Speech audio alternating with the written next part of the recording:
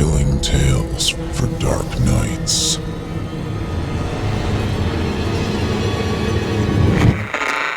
Want to make sure you never miss a Chilling Tales for Dark Nights video again? Be sure to subscribe and hit that bell to turn on notifications. Hey friends, it's me again. You know what's really easy to do and even easier to forget? Help me out and hit that like button if you're listening on YouTube. If you're listening somewhere else, what the hell? Pop in and give me a thumb. Say hi while you're at it. Helps me a ton with that damn algorithm. And besides, it's always nice to see you there. All right then, let's hop on that crazy train. All aboard!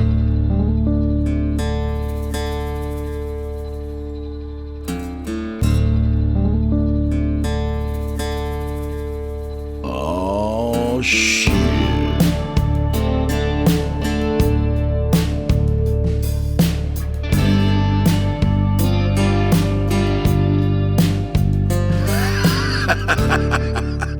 I see you there, friend. Yeah, welcome back.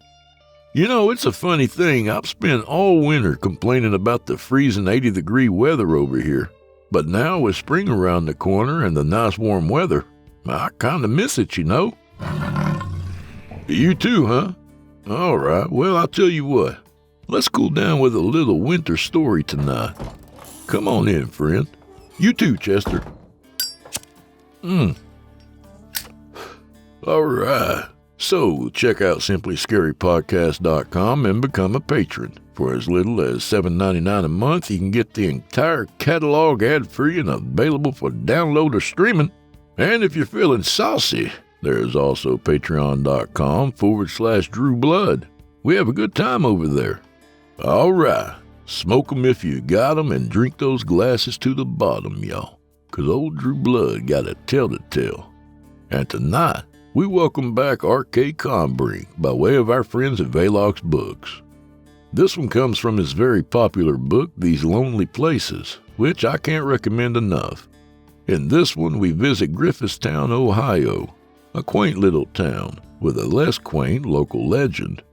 So without further delay, y'all, from author R.K. Kombrinck, I give you The Visitor. From the November 3rd edition of the Tusk Valley Times-Reporter. Small town celebrates mythical being. It's time once again for the greater Tuscarawas County area to cast a bemused eye down Route 77 to Griffithstown. It's the weekend after Halloween, and their annual Autumn Harvest Sasquatch Festival kicks off this Friday at dusk. Far from a typical small-town festival, Griffithstown's celebration revolves around the area's notorious reputation as a hotspot for sightings of the legendary creature known as Sasquatch. For decades, Griffithstown, along with the nearby town of East Church and the adjacent Amy Pierce Township, has boasted frequent sightings of what eyewitnesses claim is Ohio's version of the infamous Ape Man. In the last 35 years, nearly 70 of these accounts have been reported to the Tuscarawas County Sheriff's Office. Also reported are strange howling sounds attributed to the creature, and occasional sets of oversized footprints, one set of which was photographed in 1979 and published in a book about UFOs and other strange phenomena. Far from keeping their notoriety hush-hush, the citizens of Griffithstown celebrate their status as Ohio's cryptozoological epicenter. Each year since 1980, the town puts on their Autumn Harvest Sasquatch Festival the first weekend of November. The festival's activities include arts and crafts, games, rides, and a large parade, among other things, all in commemoration of their alleged hairy outdoor neighbor. The festival atmosphere is one of high spirits and good cheer. Many of the festival goers boast having caught glimpses of the elusive beast themselves, but no one fears for their safety. They regard the creature as a town treasure. I've seen him 4 or 5 times in the last 15 years or so, says Merton Squibb, 51, of Amy Pierce Township. Last time he was out at the back of my south field standing at the fence. He got no reason to hurt nobody. We all want to keep him safe. Article continued on page C4. It was Thanksgiving, and the children watched the snow with squealing delight. The family was spread across 3 round tables in the dining room at the back of the house. It was comfortably warm and lit by lamps that cast a cheerful glow. Conversation at the kids' table turned quickly to the impending Christmas vacation, Santa Claus, and what presents they expected to find under their trees. Cliff sat at his table, nibbling on a buttered roll and looking out the window at the whitewashed scenery with disquiet. He didn't share the children's enthusiastic opinion of snow. Brooke, sitting next to him, was talking to her cousin Libby about something, laughing occasionally. In his own world, Cliff stared out into the gloomy afternoon and sighed inwardly. He was considering getting up to grab another cup of punch when he realized that Libby's husband was looking at him expectantly. Cliff suddenly wondered if Mark had been trying to talk to him. Mark was a small, timid-looking man with thinning hair and a growing beer gut. He seldom spoke to anyone, and Cliff had sort of forgotten he was with them at all. Now he flushed with embarrassment. It was clear from the look on Mark's face that he had said something to Cliff and was awaiting a response. "Sorry, man, I was off in Oz. What'd you say?" I said it's gonna be a rough ride to our place if this snow keeps up. Shit, Cliff thought. He's right.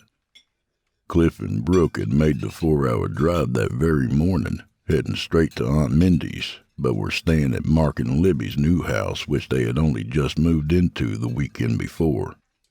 They had been remarking off and on all day about how far off the beaten path it was. "We've hardly seen more than a couple of cars go by all week long," Libby had said.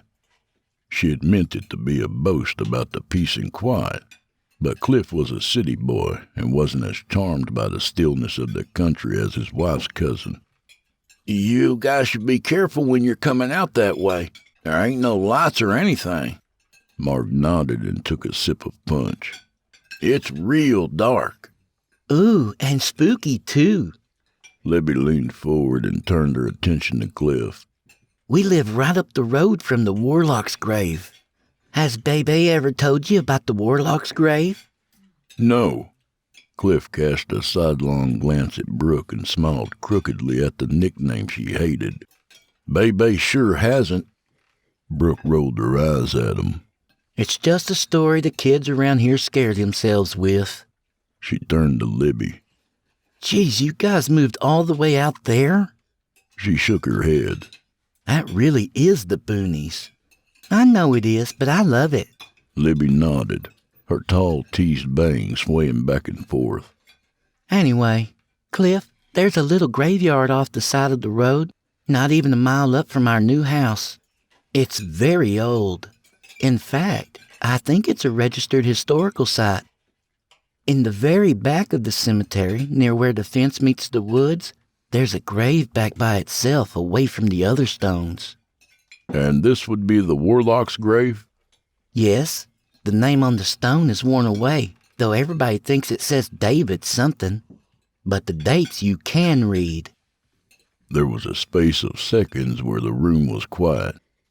Everyone was listening along with Cliff, even though they all knew the story well. Libby surveyed her audience with a grin and continued. "Born October 31st, 1781. Died October 31st, 1906. She paused for a heartbeat or two to let the information sink in, and then went on. Underneath that it says, 'May he never wake.'"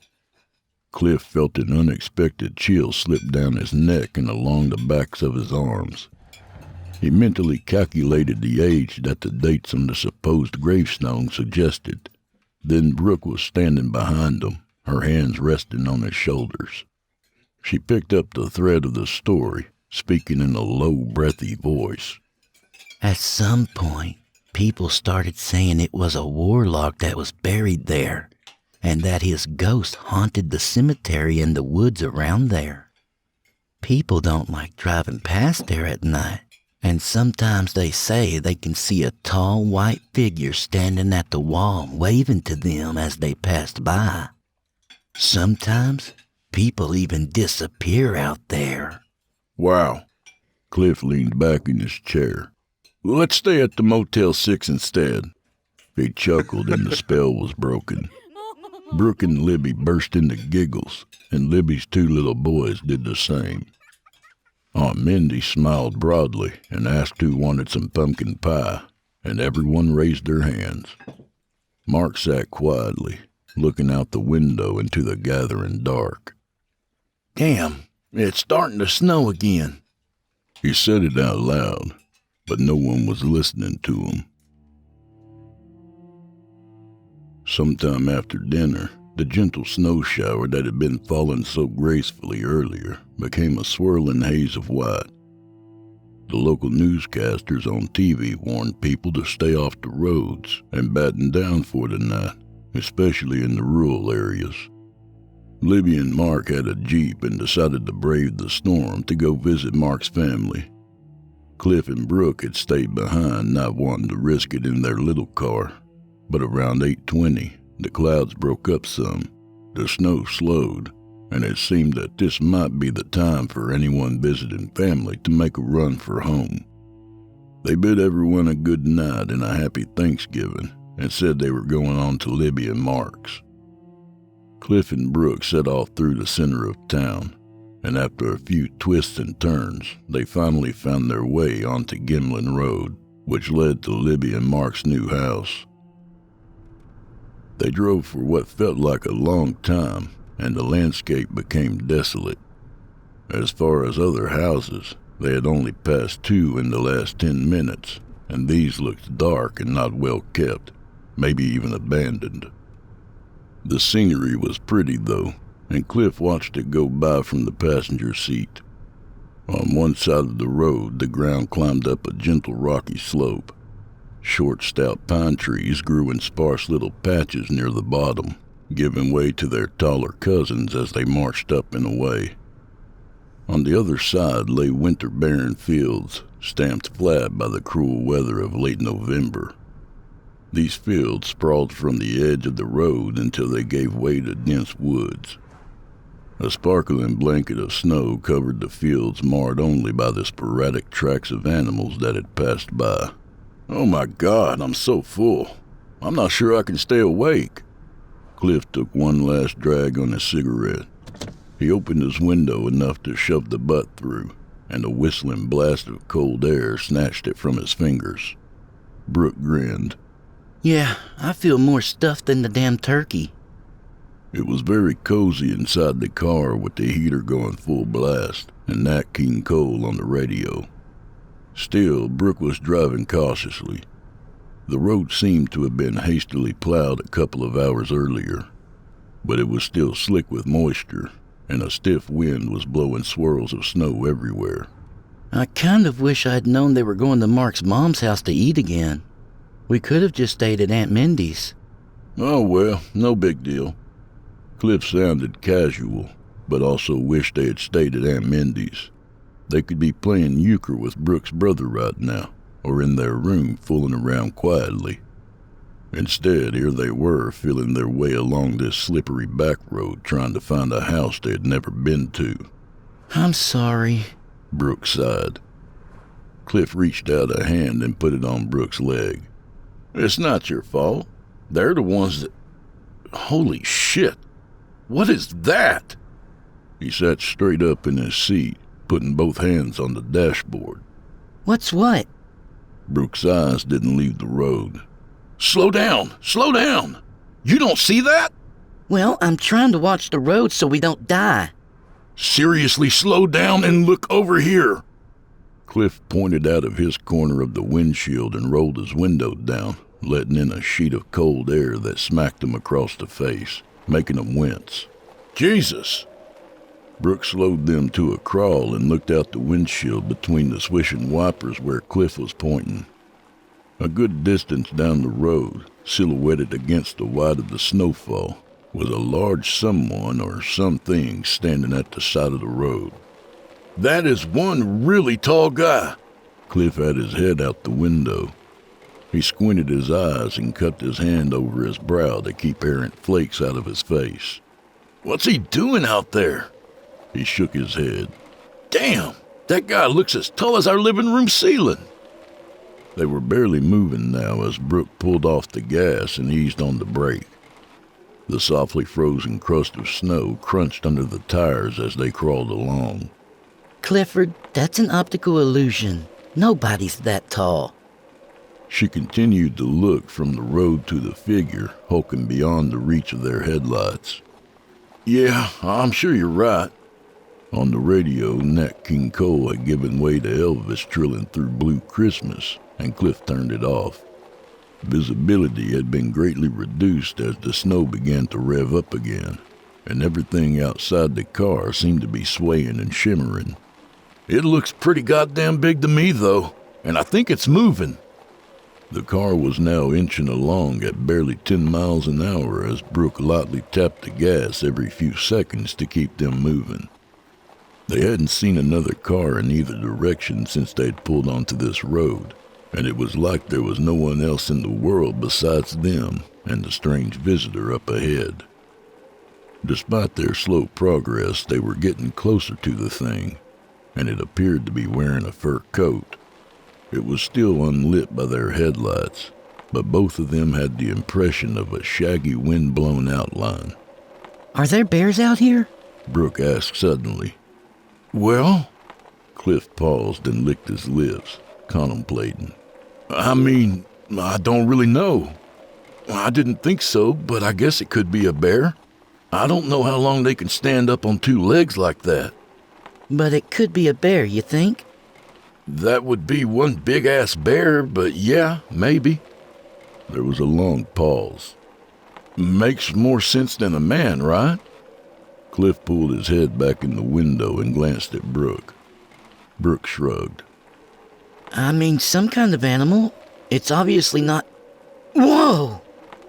Her nose wrinkled as a foul and powerful odor swept through Cliff's open window on a gust of air.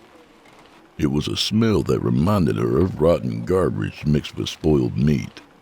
It was a hot, wild smell out of place on a cold autumn night. Ew, God, that's awful. Her voice sounded as if she had suddenly come down with a bad cold. Cliff's face seemed to collapse in on itself as he recoiled from the stench.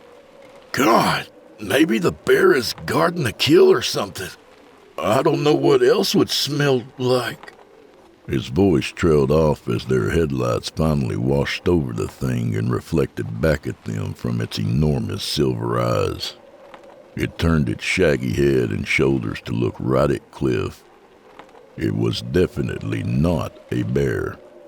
Suddenly it seemed as if time was speeding up and slowing down simultaneously. When it turned its face into the light, they saw it very clearly despite the screen of fallen snow. Beneath the outrageous shining eyes was a flat leathery nose and a wide jutting lower jaw. Cliff's eyes weren't sharp enough to pick it up, but Brooke could see long teeth or tusks thrusting out of its mouth. Moonlight glinted off of them. They looked sharp. It was covered in long, thick, dark hair, with slumped shoulders and huge arms, ending in hands that hung down almost below its knees. Not paws, hands. Hands that were tipped with very dangerous-looking thorny claws. They looked like they were made for opening up the bellies of elk or moose to spill blood and steaming ropes of guts upon the cold ground below. Cliff, what is it? Brooke's hands were clenched around the steering wheel, the skin pulled tight around her knuckles. Jesus, I don't know. It came out in a breathless whisper. But I think we should turn around. Cliff began pushing himself back against the seat.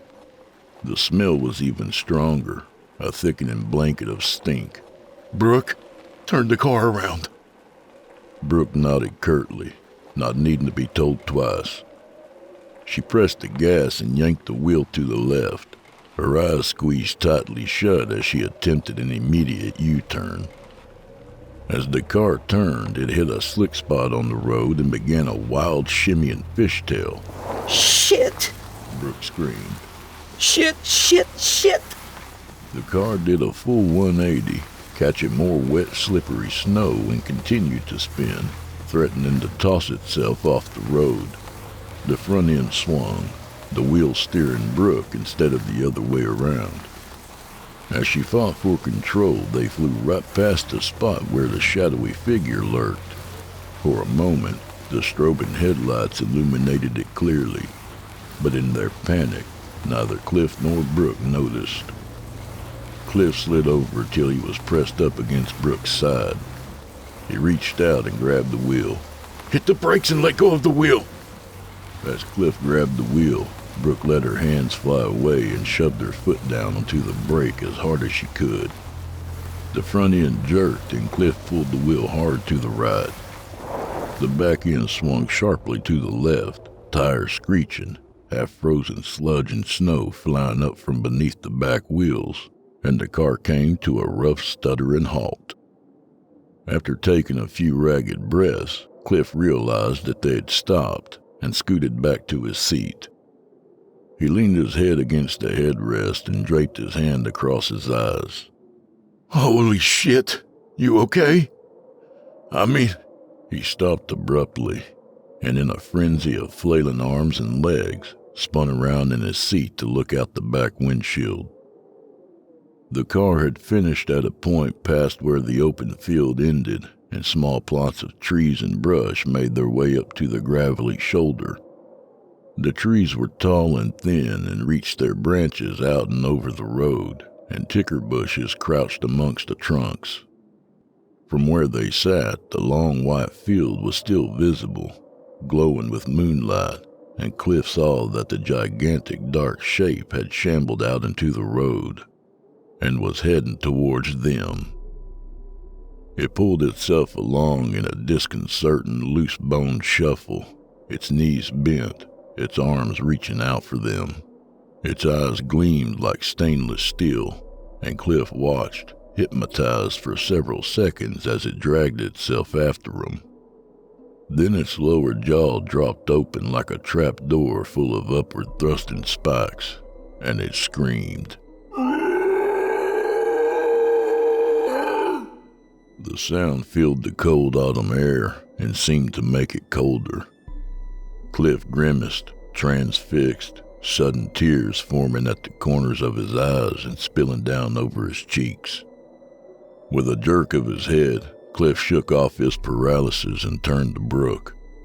She was also staring out the back window, mouth agape, a puzzled look in her eyes. Brooke? Cliff tugged gently at her arm. Hey, come on, babe. We've got to go. Brooke closed her mouth, turned back in her seat hurriedly, and hit the gas. As the car leapt forward into the shadows beneath the overhanging trees, Cliff looked out the back window again. A small hiss of air escaped his lips. The thing on the road had reached the spot where the car had been just moments before, and was still following them. It was not far behind them, and Cliff finally got a really good look at it. Its fur was matted, long in some spots and much shorter and coarse in others.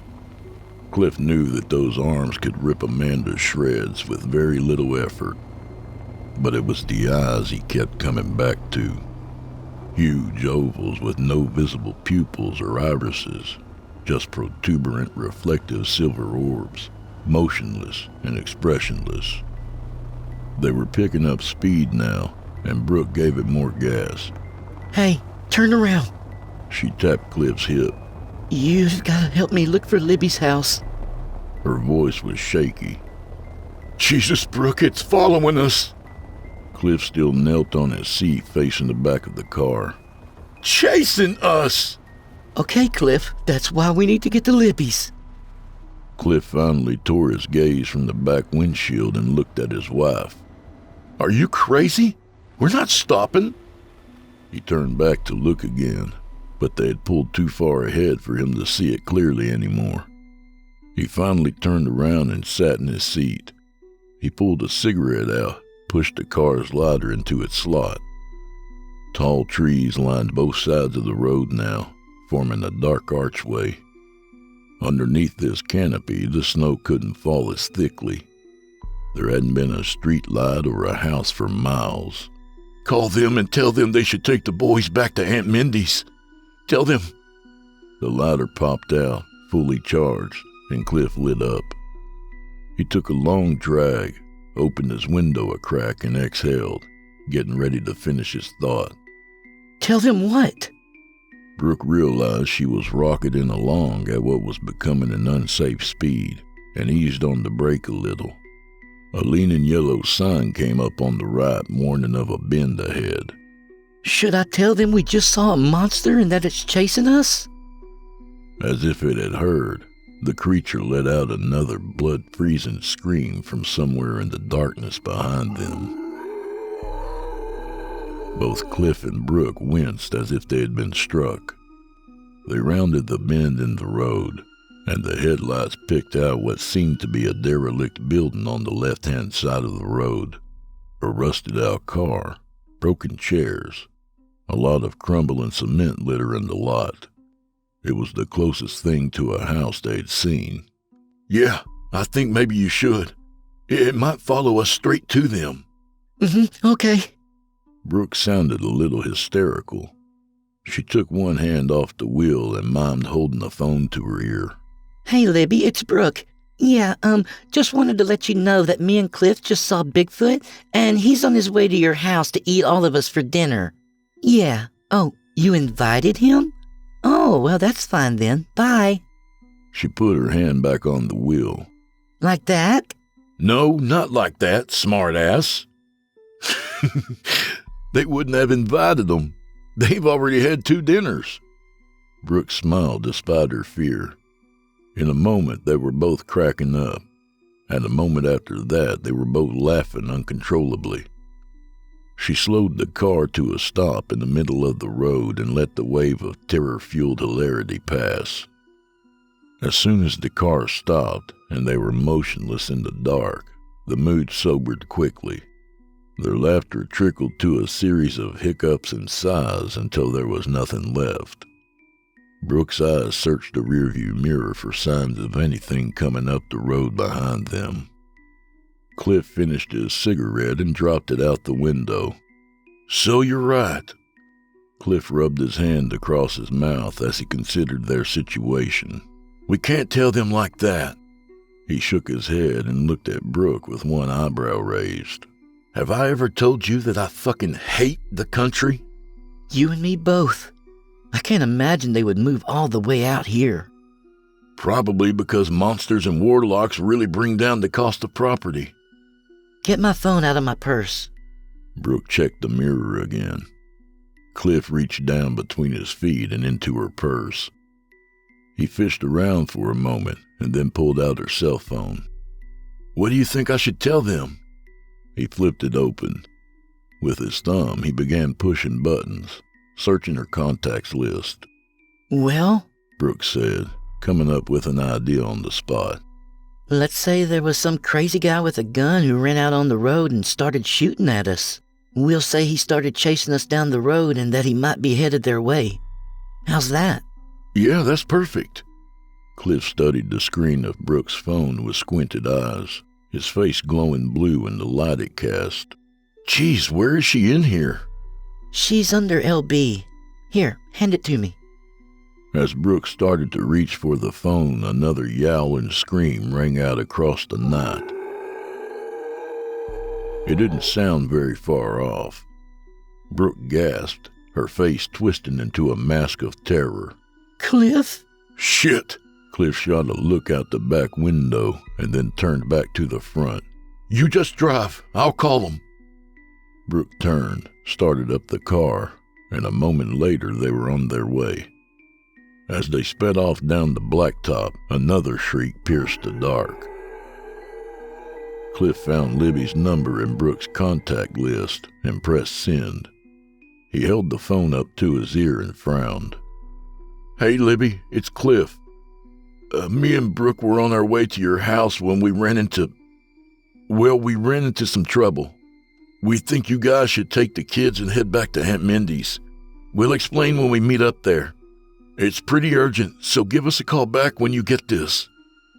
He pressed end and rested the phone against his thigh. Voicemail. Maybe they're still at Mark's mom's house. As they sped past, the trees on the right-hand side of the road dropped back, letting the moonlight fall through once again, brightening the snow-frosted scenery.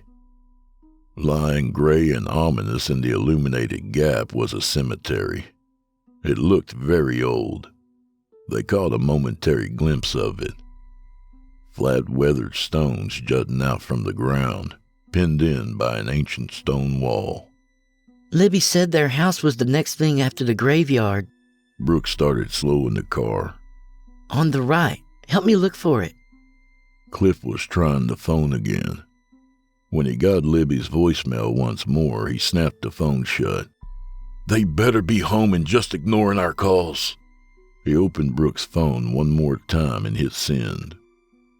After they passed the cemetery, the trees came back up to the road in thick, and Brooke almost drove past Libby and Mark's house. It was set a good 50 yards back off the road and was walled in by the woods around it. An uneven gravel driveway led up and around to the back of the house. From what they could see, the house was as dark inside as the yard was outside. It was a one-story brick box with a sagging roof. There were 2 large windows at the front of the house on either side of the tin storm door. Both had screens that were riddled with rips and holes. The whole place looked defeated. Brooke pulled the car up to where the front walk curved around to meet the driveway and stopped. There was no way to see through the windows because the curtains were drawn, but there didn't appear to be any lights on behind them. Brooke and Cliff sat silently for a few moments, considering what to do next. Cliff sighed.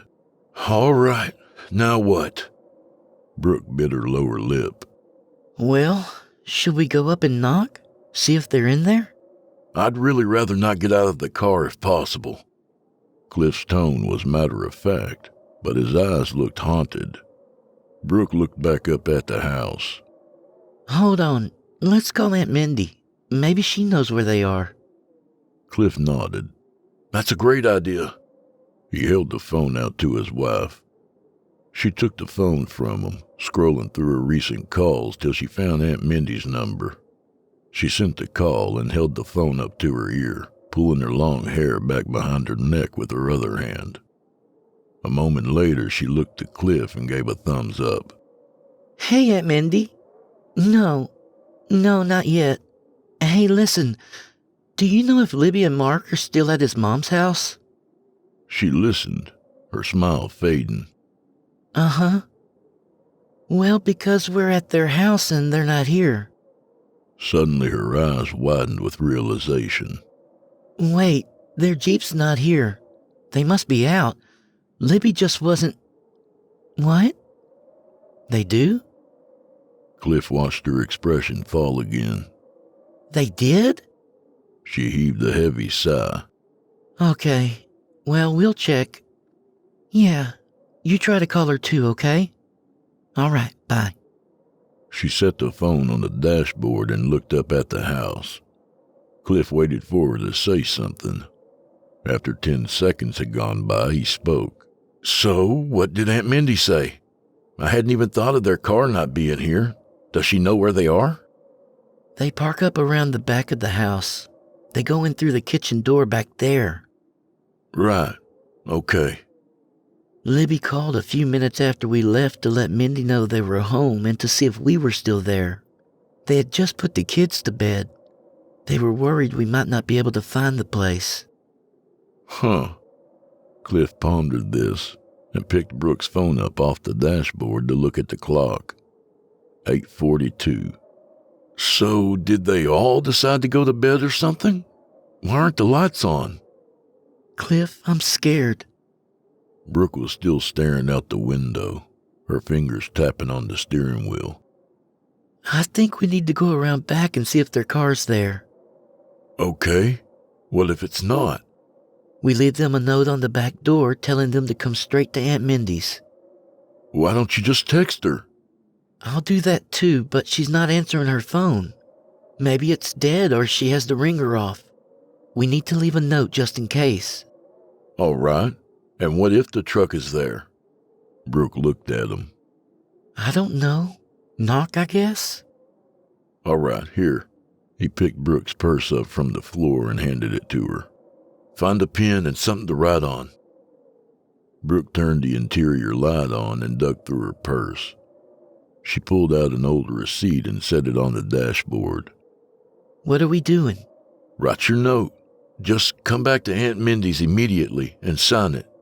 I'm going to take it and go around back. If the car isn't there, I'm going to put the note somewhere near the door where they'll see it. He looked out the passenger window into the dark outside. And if their truck does happen to be there, then I'll go up and pound on the door a couple of times. If no lights come on and nobody answers, then we're booking it the hell out of here back to Aunt Mindy's. And we can all talk about where to go from there. Can't we just drive around to see? I don't want you getting out of the car and walking around out there any more than you do. And it's windy out. What if the note blows away? Well, Brooke, it's the best we can do, you know? He blew a long breath between his lips. And I'm afraid of getting stuck back there. This isn't a Jeep, and this driveway is terrible. God knows what it's like back there. And I don't want to stick around out here. That thing could be anywhere. Brooke looked out into the night. Okay, do it fast then. She leaned forward, holding the receipt against the center of the steering wheel, and wrote the note. Here. She handed it to Cliff. I love you. Cliff took the note from her, leaned forward, and planted a quick kiss on her mouth. Love you too. I'll be right back. Cliff opened the passenger door and stepped out onto the drive. The sound of gravel beneath his feet seemed very loud to his ears. It was grave quiet and very cold.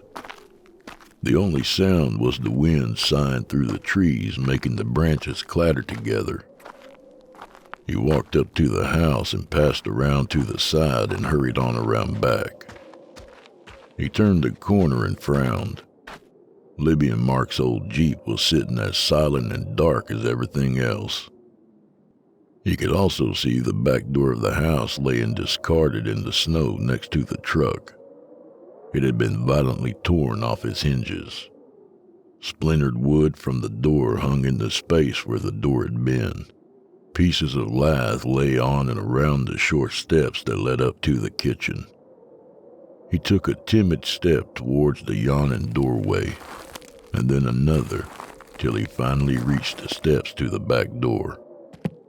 The damage was immense. He could see the way the metal hinges had twisted and buckled where the door had been yanked free. Oh, Jesus! He leaned against the outer wall for a moment. He breathed deeply a few times and crept into the silent kitchen. A strip of moonlight fell through the doorway behind him, but it was very dark inside. Snow blew in and clung gently to Cliff's back and shoulders. It had piled up on the floor. It moved along very slowly and very deliberately. With great reluctance, Cliff stepped out of the triangle of light the moon provided and went into the shadows. His eyes began to adjust to the gloom, and he was able to discern the shapes of furniture out in the living room beyond. Hey, he whispered hoarsely. Is anybody here? He moved another few inches into the deepening shadows. Libby! Mark! He began to take another step when a sound, loud and strident, shattered the stillness. Cliff cried out in surprise and threw his hands up in front of his face. The sound continued for another couple of seconds and then stopped. He realized it was an electric sound. In fact, it was a sound he recognized. He heard it several times earlier in the day. It was Libby's text alert sound. It had come from somewhere very close to him. His heart was beating hard as he moved through the kitchen trying to pinpoint where it had come from. He came around to the side near the sink and was feeling his way along the counter when he stumbled over something lying on the floor in front of him. He grabbed onto the edge of the counter, loudly knocking over a box of cereal, and managed to keep his feet. He turned, leaned down, and peered at what it was he had tripped over. It was Libby's ankle. She was lying face down on the floor. Cliff's mouth dropped open as he took in the shape of her. In the semi-darkness, it was tough to make out details, but he thought that her right arm was missing. As his eyes continued to adjust to the low light, he could tell that whatever she was wearing had been mercilessly shredded and torn. He felt his Thanksgiving dinner begin to rise. He turned away from her and vomited loudly. The sound of it splashing against the floor caused him to do it again. When he had finished retching, Cliff stood up and looked around wildly, trying not to hyperventilate. That's when he heard a sound from somewhere beyond the unlit hallway that separated the kitchen from the living room. He wasn't sure about it, and he strained to listen for anything that disturbed the silence. At first, there was nothing, but as his ears adjusted to the quiet, he thought he could just make out the sound of breathing. Very slow and deliberate, like someone out there in the dark was trying to be just as quiet as he was. Cliff took a step back, being careful not to step on Libby. His eyes never left the room ahead of him.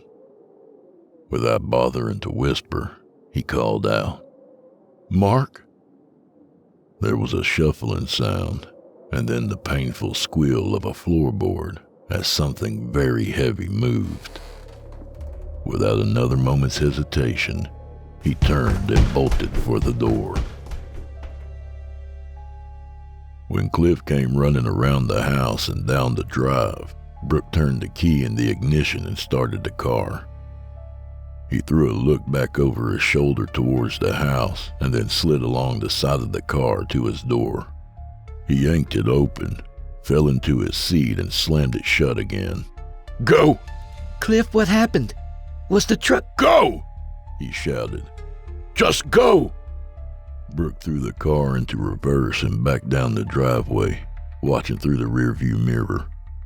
She reached the end of the driveway and backed out onto the road, turning back the way they had come. Cliff, I texted Libby. I haven't gotten an answer back yet, though. "I know." Cliff shut his eyes and rubbed them with the backs of his hands. "Come on, we gotta go." What does that mean? How do you know? Brooke turned her head and looked at Cliff. What happened back there? Is she okay? Cliff looked out the back windshield. "Never mind.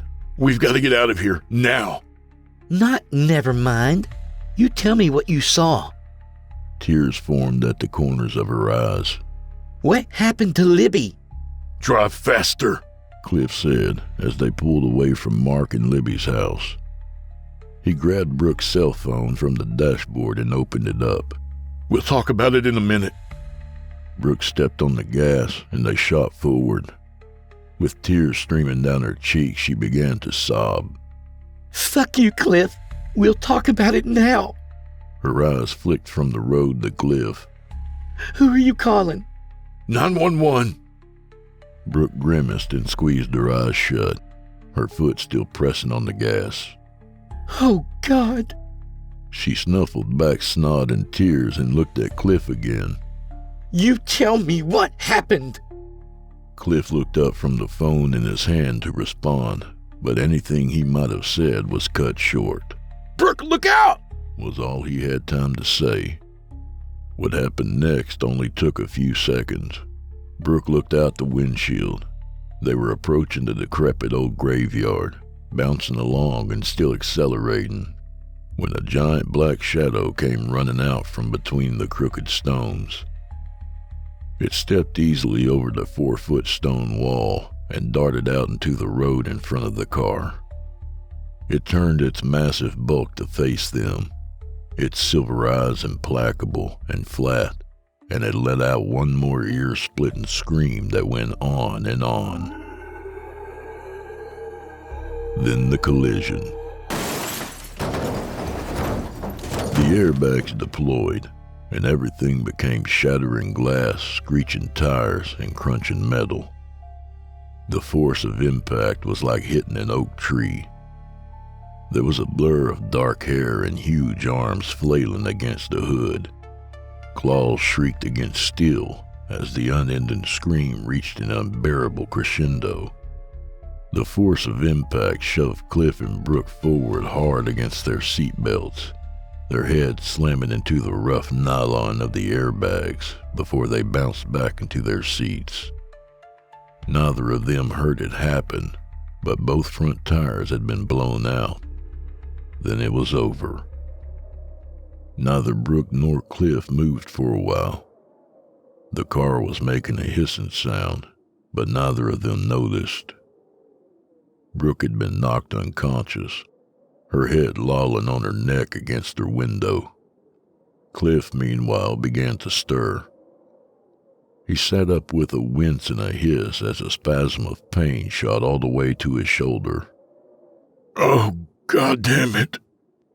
Using his left arm, he reached out and grabbed onto Brooke's headrest and pulled himself upright.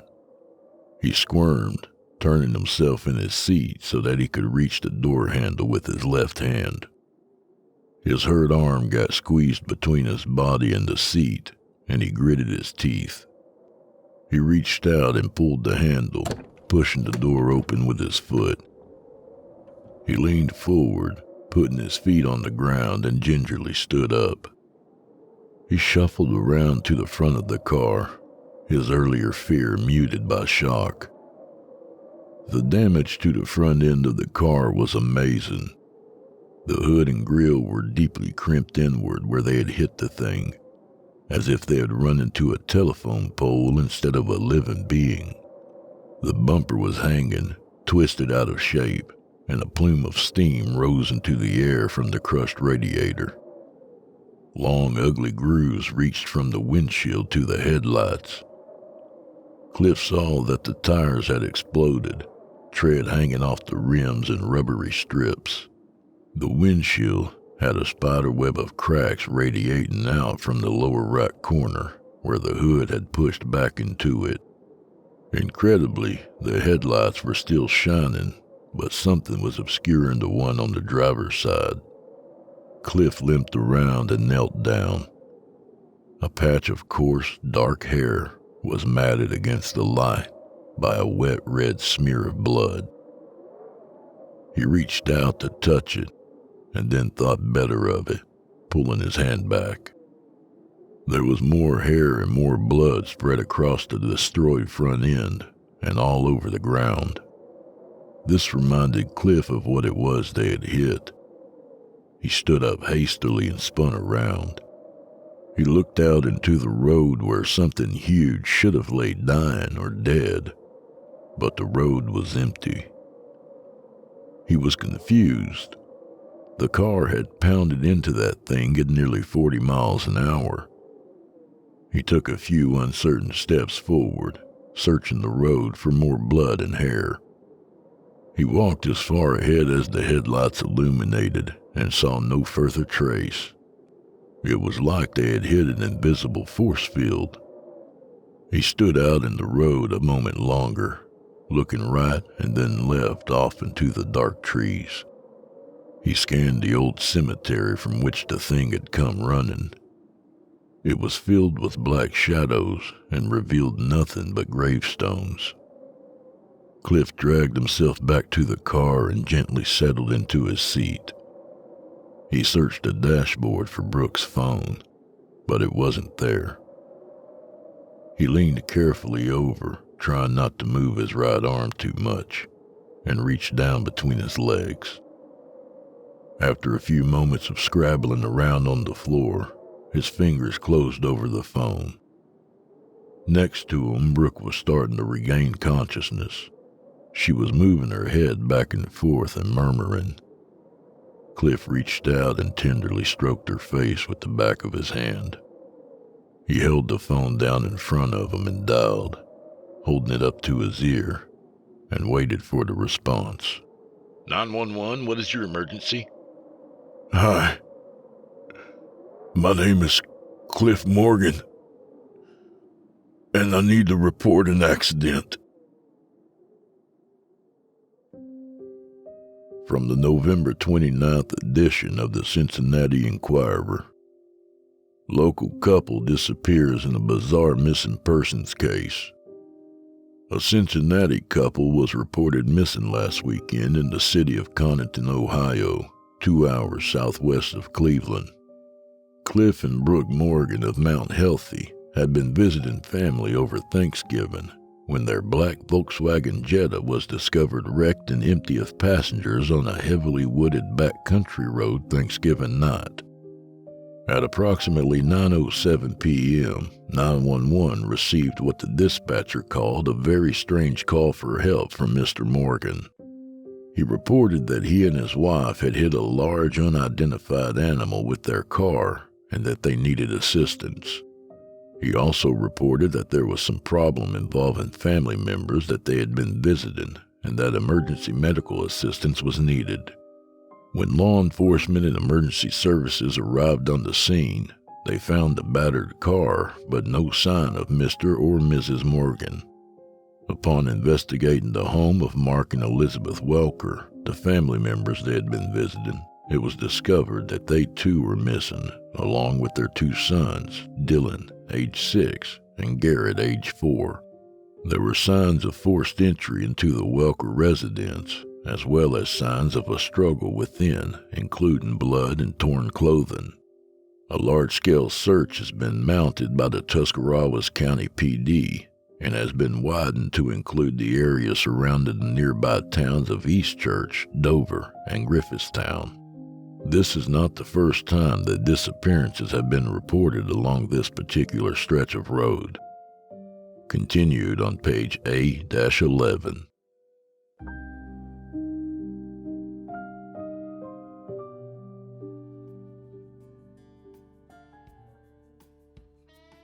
And that was The Visitor by R.K. Kombrinck.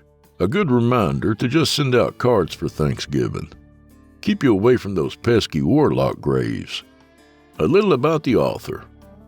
R.K. Kombrinck is a writer and artist who lives in Cincinnati, Ohio with his wife Elise and 2 sons, Colin and Cole. He's a founding cast member of the popular horror podcast Night of the Living Podcast. He likes his iced tea unsweet, but that's just 'cause he's sweet enough. And he genuinely believes in Sasquatch, by the way. Do you, by God? Well... And do old Drew Blood a favor, would you? Subscribe to his podcast wherever you do your listening and leave him a 5-star review and a kind word, even if you're listening on YouTube. He needs soldiers on all fronts to win this battle, and he appreciates it. To hear a premium ad-free edition of tonight's and all the other episodes, visit simplyscarypodcast.com today and click Patrons in the upper menu.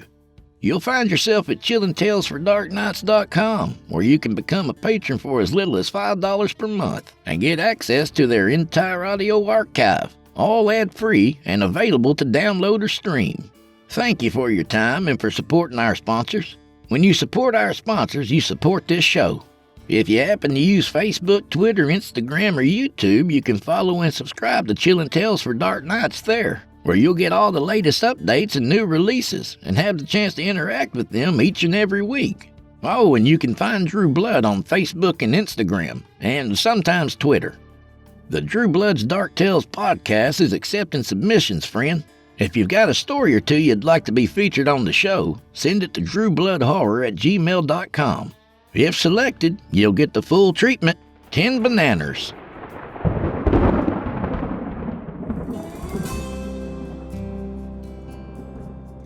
Well, I guess this is where we part ways, at least till next week. So grab a drink for the road, friend, and hit the bricks, will you? If you see Sasquatch out there, don't worry. There's just a neighbor's wife, poor old gal. That is one severe woman. So may the wind be at your back, and may the road rise up to meet you. And until next time, y'all, go fuck yourselves. I gotta come up with something different. Good night, y'all.